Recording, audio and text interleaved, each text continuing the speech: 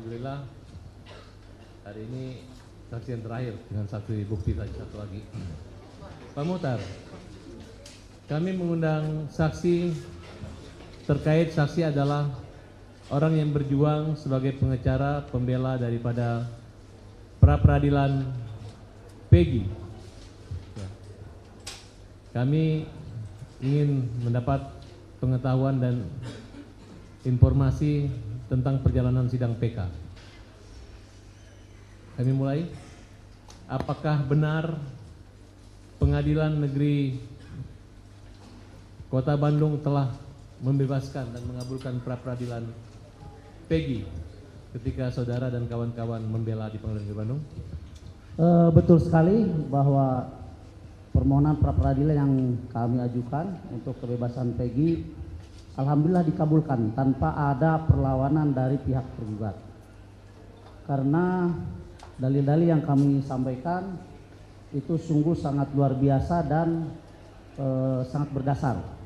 Artinya selama persidangan pra peradilan itu kami beserta tim betul-betul bisa meyakinkan kepada Hakim Tunggal Bapak Eman bahwa telah terjadi kesalahan atau unprocedural yang dilakukan oleh kepolisian, dalam hal ini adalah kepolisian daerah Jawa Barat, sehingga mengakibatkan adanya error in persona. Demikian. Apakah dalam pengajuan bukti pra peradilan itu saudara dan kawan-kawan menyertakan putusan nomor 3, 4, dan 16? Betul, kami dalam pra peradilan itu menyertakan juga bukti putusan terkhusus putusan nomor 4, yang mana di dalam putusan tersebut itu disebutkan adanya 3 DPO ya, 3 DPO yakni Peggy Setiawan Peggy alias Peron, mohon maaf, kemudian Dani dan Andi. Peggy alias Peron ini diasumsikan oleh pihak kepolisian sebagai Peggy Setiawan klien kami. Padahal secara nyata dalam kejadiannya bahwa Peggy Setiawan klien kami itu pada saat kejadian di tahun 2016 itu dia sedang berada di Bandung karena dia adalah kuli bangunan. Nah, di dalam berkas perkara persidangan tahun 2016-2017 itu disebutkan bahwa klien kami adalah otak pelaku pembunuhan berencana, sehingga ancaman hukumannya pun luar biasa, ancaman hukuman mati. Nah, untuk meyakinkan itu kami meminta pada saat itu kepada majelis hakim dan kepada termohon untuk menghadirkan alat bukti yang berhubungan dengan kasus pembunuhan yang didakwakan kepada 7 terpidana, 8 dengan sakatata, dan juga yang dituduhkan kepada klien kami, yaitu berupa pedang pendek atau parang lah begitu. Karena di dalam putusan itu dinyatakan korban itu meninggal karena ditusuk punggungnya. Nah, tetapi ternyata barang bukti itu tidak pernah muncul di persidangan. Artinya kami menyimpulkan bahwa dengan tidak adanya barang bukti berarti kasus pembunuhan itu tidak ada. Demikian. Artinya saudara mau menyampaikan bahwa ini adalah pra peradilan tanpa barang bukti itu? Betul. Karena setiap kasus pidana, apalagi ini kasus pembunuhan, di mana di dalamnya dicantumkan ada luka tusuk dan lain sebagainya, barang bukti itu harus hadir. Karena walau bagaimanapun juga antara barang bukti, korban dan pelaku itu harus bersesuaian. Ya, kalau seseorang dituduh membunuh dengan menusukkan katakanlah pisau atau pedang dan pisaunya harus ada. Tidak bisa dia dituduh membunuh dengan pisau dan pedang, yang disodorkan balok kayu, kan tidak nyambung. Demikian. Apakah selama proses pendampingan Peggy di Polda Jabar, saudara saksi mengalami kesulitan atau akses untuk bertemu dengan Peggy pada saat itu? Awalnya memang luar biasa. Kami sangat sulit ya untuk menemui Peggy Setiawan, klien kami. Tetapi dengan perjuangan kami, alhamdulillah tidak lagi kita menemukan kesulitan itu. Itu tentang bagaimana hubungan kita dengan Peggy Setiawan saat dia berada di bawah penguasaan Polda Jabar. Demikian. Apa pernyataan-pernyataan dari Polda Jawa Barat khususnya penyidik ketika misalnya Direktur Krim atau Kapolda yang membuat Peggy itu tersudutkan sehingga bahwa dialah pelakunya, sehingga mereka tetap ngotot untuk menahan dan yakin sekali bahwa Peggy adalah pelaku yang dalam depo ini yang saudara ketahui? Baik. Banyak pernyataan yang dikeluarkan oleh Kepolisian Daerah Jawa Barat melalui juru bicaranya bahwa klien kami diyakini sebagai otak pelaku pembunuhan. Tetapi yang membuat rancu dalam hal itu tidak ada satupun bukti, baik bukti tertulis atau bukti-bukti lain yang berupa alat bukti semacam pedang dan sebagainya bisa disodorkan di dalam muka persidangan. Pada beberapa waktu ketika pihak Kepolisian Daerah Jawa Barat memperlihatkan foto Peggy Setiawan dengan narasi bahwa inilah pembunuh yang brutal dan sadis. Tetapi yang disodorkan kepada publik adalah foto Peggy Setiawan pada saat sedang menghadiri pernikahan saudaranya. Jadi sungguh sangat tidak menyambung, sangat tidak ada korelasinya. Kemudian disodorkan juga bukti-bukti dari pihak Kepolisian Daerah Jawa Barat berupa bukti-bukti tertulis semacam kartu keluarga, KTP, STNK, ijazah. Sementara yang dituduhkan kepada klien kami adalah tindak pidana pembunuhan berencana. Jadi kami menganggap ini, mohon maaf majelis, sebuah lelucon. Kenapa dibilang sebuah lelucon? Tindak pidana pembunuhan berencana yang disodorkan sebagai barang bukti hanya bukti kertas. Apakah ya orang itu mati karena dipukulin pakai ijazah? Kan seperti itu. Jadi dengan bukti-bukti itulah seluruh tuduhan daripada Kepolisian Daerah Jawa Barat bisa terbantahkan dan alhamdulillah kami menang tanpa ada bantahan dari pihak Kepolisian Daerah Jawa Barat. Dan saat itu juga dikeluarkan SP3 untuk Peggy Setiawan. SP3 ya? Ya. Atas perintah hakim? Atas perintah hakim tunggal, Bapak Eman Sulaiman. Jadi perintah hakim itu ada poin-poin. Pertama, menyampaikan di dalam poin-poinnya, saya tidak baca semua ya karena tidak ingat dan tidak bawa berkasnya. Keputusan atau ketetapan apapun yang akan datang di kemudian hari itu tidak bisa atau tidak sah, dianggap tidak sah terkait dengan pemidanaan klien kami. Kemudian yang kedua, bahwa klien kami harus segera dikeluarkan dari tahanan kepolisian. Kemudian yang selanjutnya, bahwa Kepolisian Daerah Jawa Barat harus segera mengeluarkan SP3. Itu yang bisa saya sampaikan. Situasi saat itu, kenapa Polda begitu yakin bahwa Peggy pelakunya? Apa dasar berita Polda begitu yakin sehingga pemberitanya begitu serius sehingga dia tetap menunjuk tentang pertimbangan hakim bahwa dia lah Peggy sebenarnya? Nah ini justru yang menjadi pertanyaan besar bagi tim kami, kan, ya. Kenapa sebuah peristiwa pidana yang menghebohkan ini kok bisa diyakini bahwa Peggy Setiawan klien kami sebagai tuang kuli bangunan, sebagai otak daripada kasus pembunuhan?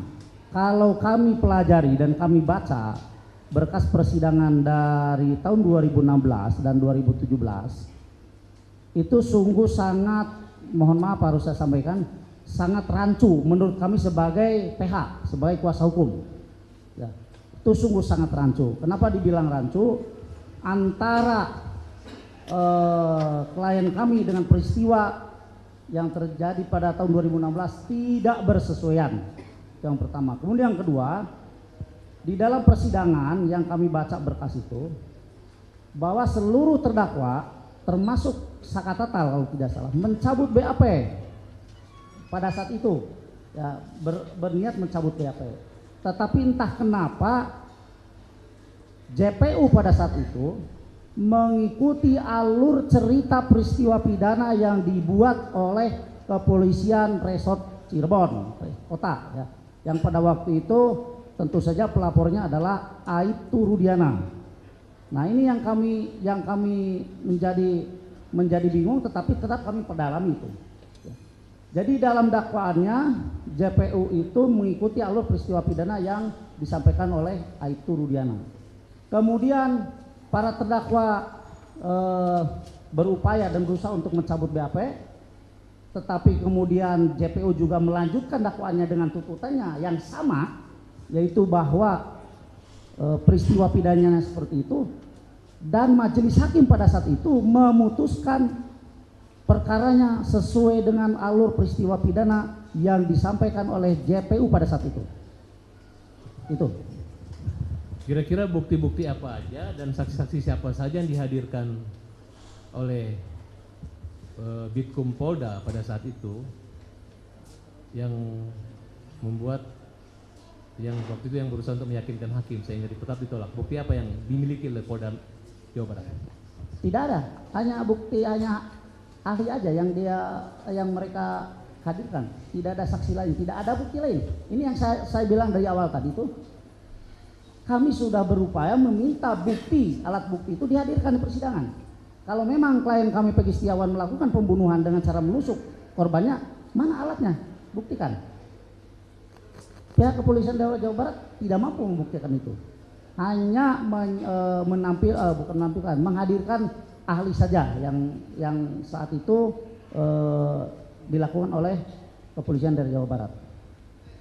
Menurut pengetahuan saudara, apakah peristiwa pembunuhan atau kematian pada tanggal 27 Agustus 2016 itu merupakan pembunuhan berencana dan pemerkosaan atau kecelakaan sepengetahuan saudara? Baik, baru-baru ini kami mendapat klien, yaitu saudari Mega dan Widya. Nah, dari sejumlah keterangan klien kami yang disampaikan kepada kami, baik secara tertutup artinya internal kami dengan mereka, kemudian juga yang disampaikan oleh mereka di dalam sebuah podcast, justru ini adalah sebuah, menurut kami ya, mohon izin menurut kami, karena boleh dong kami sebagai kuasa hukum berasumsi ya, untuk demi kepentingan klien kami lah itu, bahwa menurut kami apa yang selama ini diperbincangkan di luar sana tentang adanya kasus pembunuhan, apalagi pembunuhan berencana yang terjadi di tahun 2015, ini sangat terbantahkan dengan adanya apa yang disampaikan oleh klien kami. Dari mana kami bisa mendalami dan mempelajari itu, durasi waktu yang disampaikan oleh klien kami bahwa pada jam 22 lebih belasan, ya, apakah 15 atau 18 menit, Vina itu intens menghubungi klien kami, intens, miss call berapa kali, tetapi sama klien kami tidak diangkat karena klien kami, terutama Widi itu udah tahu maksudnya bahwa dia mau diajak keluar main kan itu. Nah di jam 22.30 menit korban sudah tidak bisa dihubungi. Artinya jeda waktu 12 menit kurang lebih, kalau diasumsikan sebagai tindak pidana pembunuhan, apalagi disertai dengan pemerkosaan, ini sangat hal yang sangat tidak mungkin menurut pendalaman kami, ya, sebagai PH daripada Widi dan Mega. Kenapa seperti itu? Orang kalau mohon maaf ya, ini kan di dalam berkas persidangan 2016 itu kan korban diperkosa 11 orang, 11 orang, bukan 1-2 orang. 11 orang memperkosa Vina, kemudian kalau kami sesuaikan dengan waktu yang ada hanya 12 menit. Bagaimana bisa? Sehingga kemudian yang kedua, kami mendapatkan visual foto, ya. Foto yang disodorkan kepada kami, ya, ada dari kami kan berbagai macam sumber ya, minta dong fotonya ada. Di dalam foto itu kami lihat sama sekali tidak ada bekas penganiayaan. Ya, ini menurut pendalaman dan penilaian kami, ya tidak ada bekas penganiayaan. Ada sebuah foto yang menampilkan wajahnya Vina, memang dalam hidungnya mengeluarkan darah. Tetapi logikanya kalau hidung mengeluarkan darah karena dihajar atau dihantam benda tumpul, apalagi yang dipakai hantamnya itu adalah balok, katakan begitu, ini mesti berubah bentuk hidungnya. Ini kan tidak berubah. Kemudian kalaupun darah keluar dari hidung, itu kami mengasumsikan dan menyimpulkannya karena kerasnya benturan kepala dia. Benturan itu kan tidak harus dipukul orang, Pak. Benturan itu bisa dia juga jatuh, terbentur bisa seperti itu. Ya. Kemudian di foto, salah satu foto juga yang menunjukkan wajah Eki, korban Eki, ada tangan yang patah.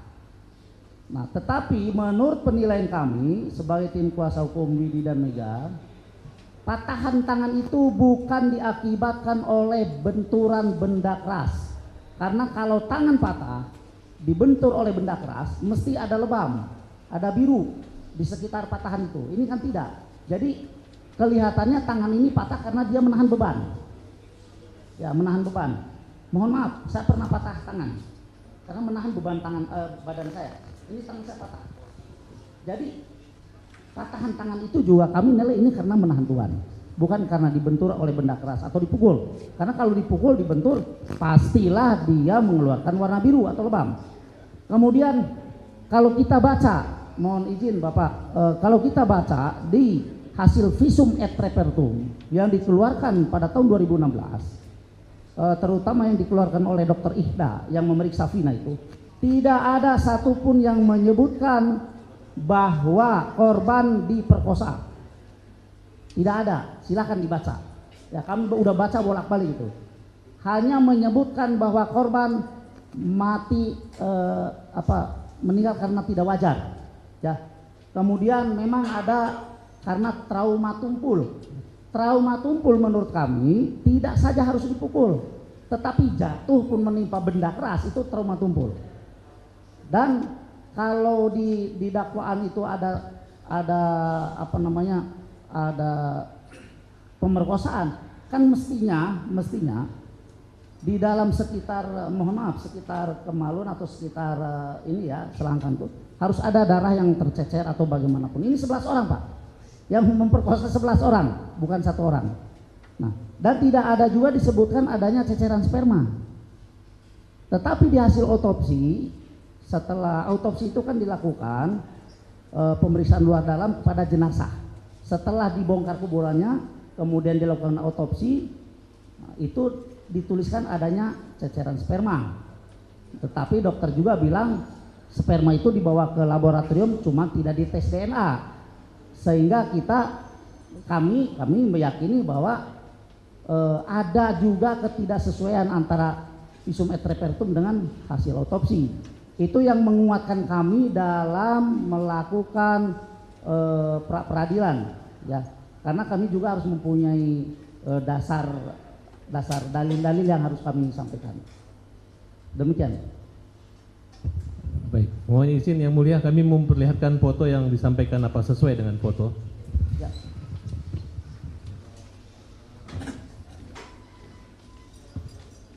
Foto Vina atau foto motor?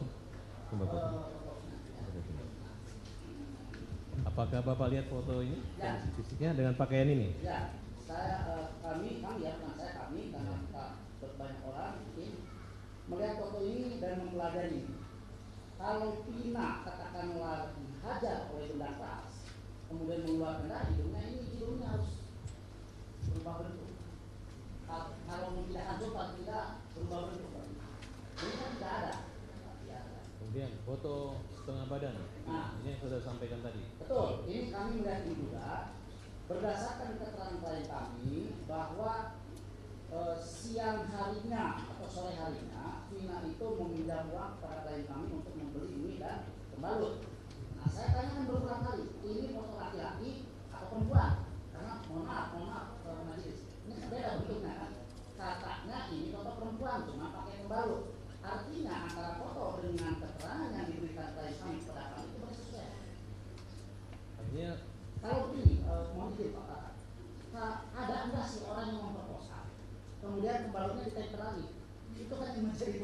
amin. Cepat banget itu perkosa ya. Mungkin pemerkosa Budiman kali ya. Artinya saudara mengatakan bahwa klien saudara mengatakan pada hari itu si Vina ini lagi berhalangan. Betul.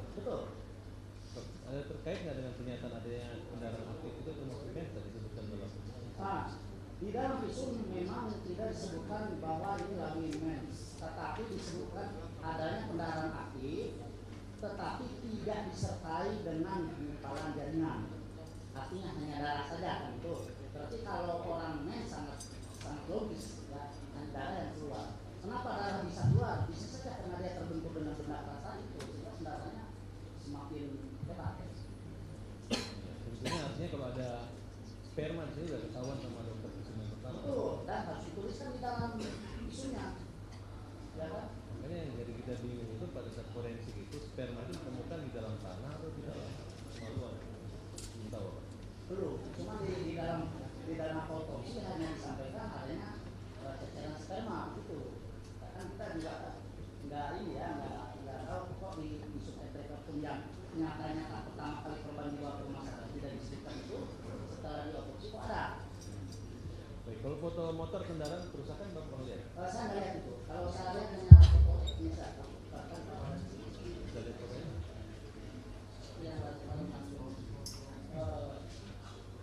Ini Eki, betul, saudara Eki nih. Nah, sudah lihat fotonya sekarang. Yang satunya, ya ini, katanya ini. Iya. Nah, Ini lukanya di kanan semua. Ya, betul. Ini kan sini kanan ya kan. Iya. Kalau di foto yang satunya kan ini apa kanan Pak? Saya nggak lihat, saya nggak bisa menjelaskan informasi. Tapi yang ada itu yang satu lagi yang terbentak itu.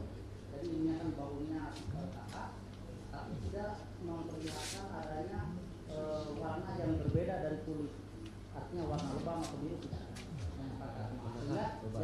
Sehingga kami tim mengasumsikan bahwa ini patah karena menghantukan dia begini. Cukup, yang mulia, terima kasih.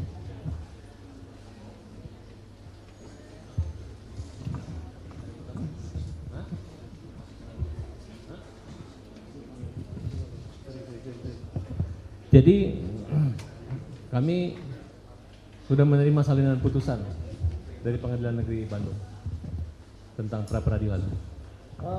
Kami ada. Ya, kami sudah minta secara resmi juga dan diberikan. Oh baik. Kami serahkan bukti kepada majelis hakim. Siap. Ada lagi yang mau disampaikan? Izin kami menyampaikan ya ada sedikit saja yang mulia mohon izin. Tahun 2016 memang ada 2 orang anak manusia yang meninggal. Itu poin pentingnya. Tetapi meninggalnya mereka ini berdasarkan keterangan daripada dokter yang memeriksa pada saat dilakukannya visum et repertum itu meninggal karena ketidakwajaran. Tidak wajar. Tidak wajar itu bisa dikatakan kalau seorang ahli mengatakan bisa karena bunuh diri, bisa karena jatuh dan lain sebagainya kan gitu. Atau mungkin juga karena kecelakaan. Begitu. Itu kan matinya tidak wajar. Kemudian yang selanjutnya kalau kami dalami apa yang disampaikan oleh klien kami terhadap tim bahwa berdasarkan tadi yang dipaparkan di awal tentang durasi waktu yang sangat tidak mungkin dilakukannya sebuah pembunuhan, bahwa 2 orang anak manusia itu meninggal tidak wajar karena kecelakaan. Kami tidak bisa menyebut apakah tunggal atau karena orang lain kecelakaannya. Yang jelas karena kecelakaan. Berdasarkan bukti foto, berdasarkan keterangan, berdasarkan hasil et repertum, berdasarkan durasi waktu yang kami dapat dan kami pelajari. Demikian. Dilanjut yang mulia. Saudara saksi, DPO itu kan ada 3. Lalu setelah Peggy Setiawan ditangkap, yang 2 itu dianulir. Bagaimana menurut pendapat saksi? Nah, hal itu juga pada saat sidang berlangsung, kami tanyakan kepada ahli yang dimunculkan oleh kami. Saya lupa lagi namanya karena memang susah diingatnya lah gitu. Ya menurut saya bilang begini, ahli apakah boleh kepolisian demi menegakkan hukum merubah isi putusan pengadilan. Nah, ahli menyampaikan tidak boleh, kan begitu. Nah, jadi kalau memang di DPO itu disebutkan ada 3 nama, Peggy alias Peron, Andi dan Dani, berarti harus orang itu yang ditangkap, betul. Nah, artinya tidak ada keterlibatan Peggy Setiawan sedikit pun di dalam peristiwa yang berlaku pada tahun 2016. Itu yang kalau kita bicara tentang putusan. Kemudian selanjutnya, apakah merubah nama itu sebuah pelanggaran? Maksudnya merubah nama yang sudah diputuskan dan inkrah, apakah itu sebuah pelanggaran hukum? Kata saksi betul. Nah, itu aja. Jadi kami berpatokan ke sana. Itu aja. Cukup Yang Mulia.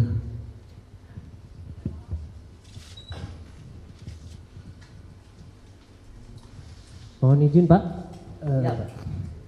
Sebelumnya mungkin saya ucapkan selamat juga atas berhasilnya upaya Bapak membebaskan klien Bapak.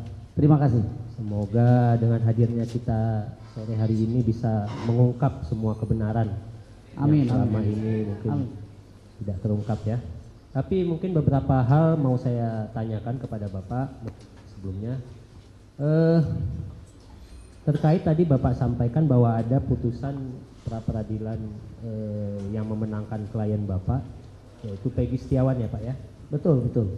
Nah, saya ingin mempertanyakan apakah kemudian Peggy Setiawan yang dimaksud di dalam putusan pra peradilan itu adalah Peggy yang namanya ada di berkas sebelumnya yang tahun 2016 Pak?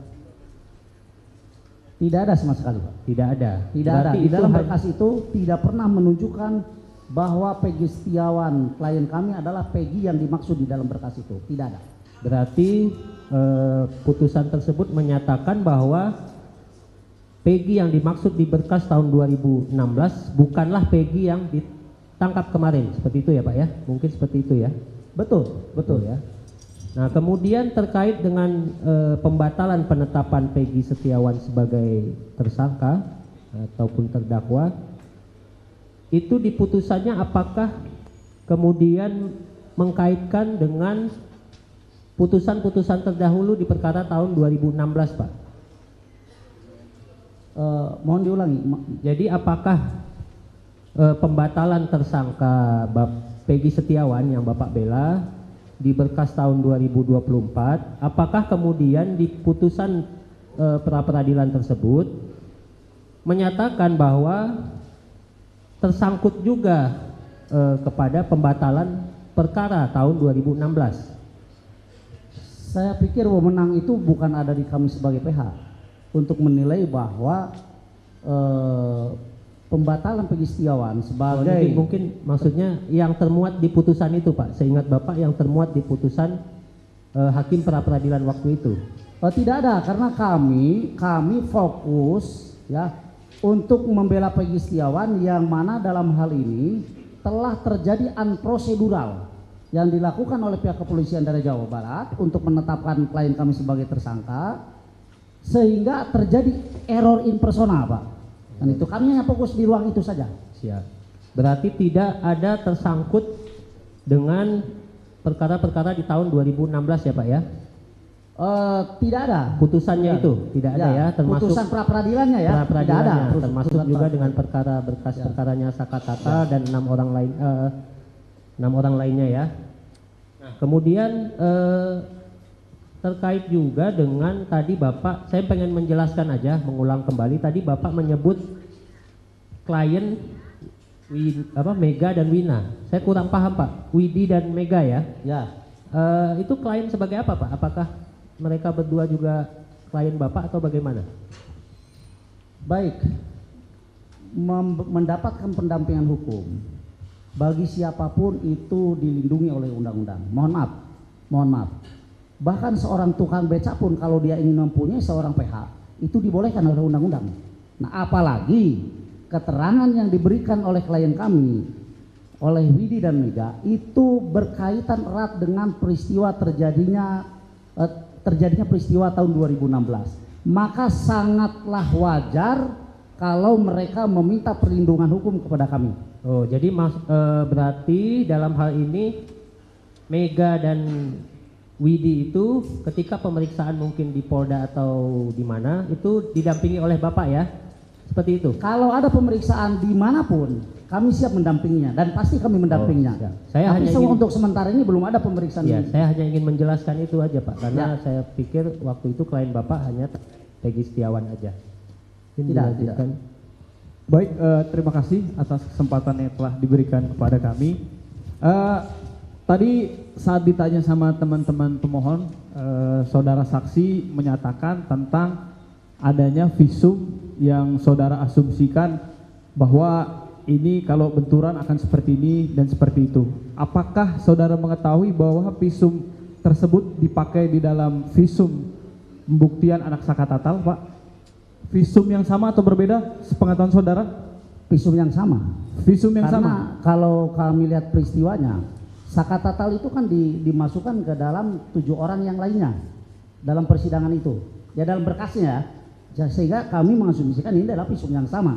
Artinya, mohon maaf, artinya bahwa Sakatatal itu juga disangka dimasukkan ke dalam seseorang yang terlibat dalam peristiwa itu.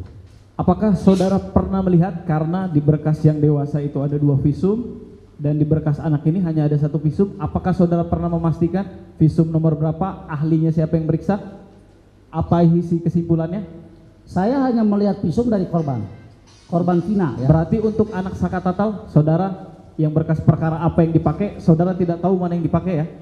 Saya tidak tahu persis karena Baik. yang saya tahu adalah Sakatatal itu dimasukkan ke dalam peristiwa pembunuhan Eki Pina di tahun 2016. Baik, Sehingga kami mempelajari visum itu. baik. Berarti saudara tidak bisa memastikan? Ya, Ya, oke. Kemudian yang saya tanyakan berkaitan dengan asumsi-asumsi saudara tadi, apakah saudara pernah disertifikasi sebagai dokter atau forensik yang berkaitan dengan keilmuan tersebut?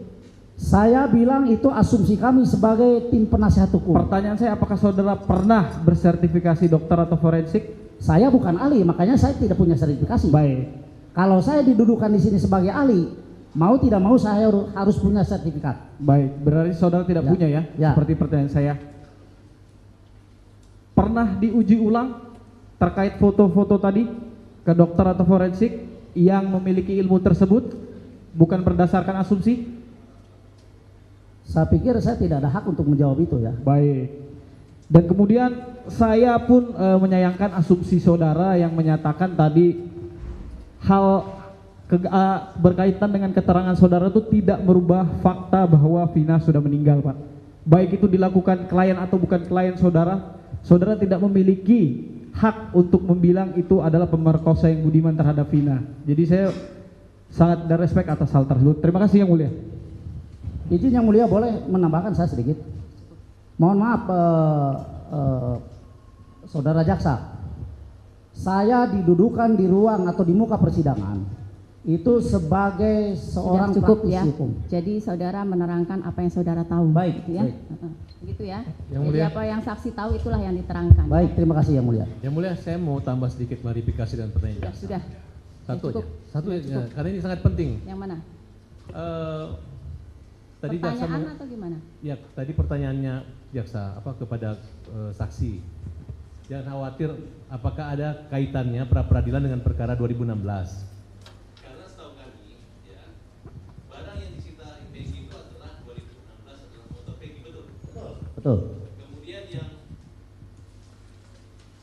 yang di DPO kan itu adalah Peggy sesuai dengan alamat yang ditujukan oleh Rudiana dari awal, betul kan? Yang di DPO kan itu Peggy alias Peron yang alamannya di Mundu.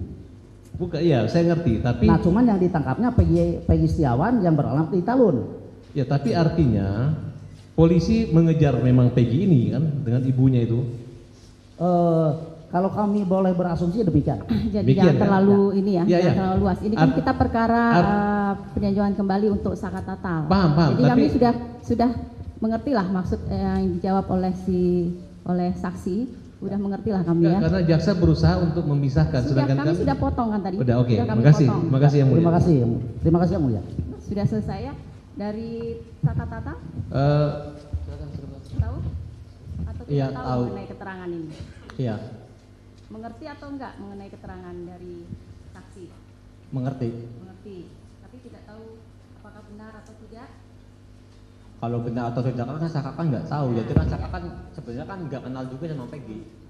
Gimana Ya. Saka harus memastikan itu pelakunya. Ya, betul. Terima kasih untuk keterangan saksi. Silahkan kembali. Sama-sama, Yang Mulia. Terima kasih. KTP-nya.